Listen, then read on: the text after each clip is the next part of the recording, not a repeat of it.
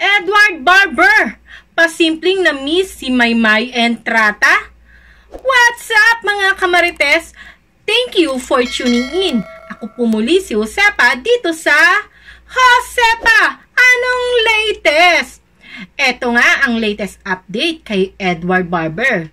Sa kakatapos lamang na I Want ASAP ay pasimpleng ang nabanggit ni Edward Barber si Maymay Entrata. At maging ang hand gesture ni Maymay Entrata ay ginaya pa ni Edward Barber.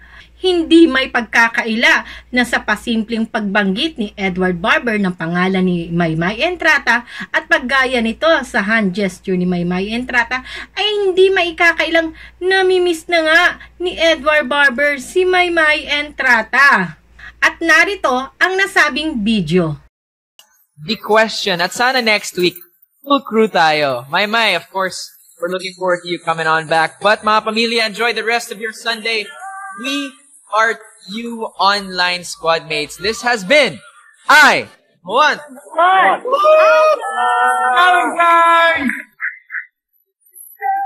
I Want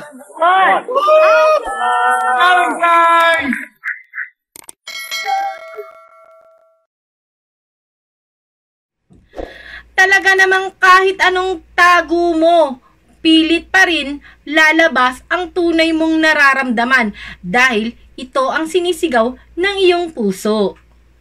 Sa bagay, hindi naman kita masisisi, Edward, dahil sa loob ng 5 years na magkasama kayo ni Maymay Entrata at masasabi ko na sa hirap at ginhawa, nasabay nyo talagang tinahak ang mundo sa showbiz. Hindi talaga ganong kadali na malimot nyo ang isa't isa. Kung kami nga mga supporters nyo nahihirapan, what more na ikaw o kayo pa kayang dalawa ang basta na lang makalimot sa nakaraan? Paano ba nakamove on si Edward Barber? O nakamove on na ba siya kay Maymay Entrata? Ito ang ating nalaman dito lamang sa kakatapos na Dear Dodong.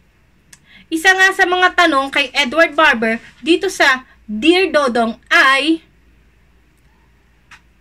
how do you know when to stop? So, this one is from Bull_Michelle. This is pretty deep. Dear Dodong, when do you know when to stop? Wow. Okay. So I'm saying in anything a very general to, but let's just say in anything when you need to know how to stop, when to stop, it's at the point where it's damaging to you or to someone. Kasi baka ikaw, if you think about it like a knife or an axe, ang chop ng wood. Tingnan mo yung kahoy. Sometimes you're hitting the wood with the axe when you guys are just having fun together or doing whatever or whatever situation it might be. Pero ang mangyayari dun, the wood will become destroyed and the axe will become dull. Wala kang magagawa, parang useless na yung axe at nasasaktan na yung isa. So you both get hurt and si AC Bonifacio talagang from the appear dun. And we'll see so much more. At makikita namin si AC Bonifacio pagbalik ng I Want. At ito pa ang isang tanong kay Edward Barber. What is the biggest challenge you experience with your crush? At sinagot ito ni Edward ng, What is the greatest challenge you've experienced with your crush?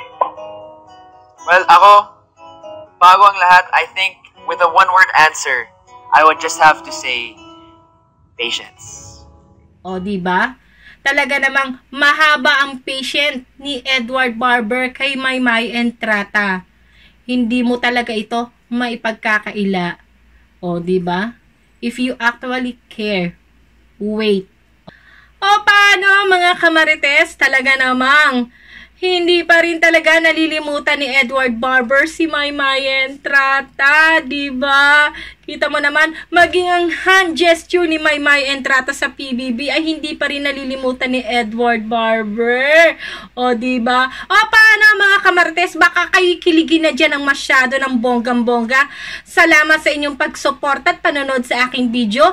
O paano? Hanggang sa muli, paalam!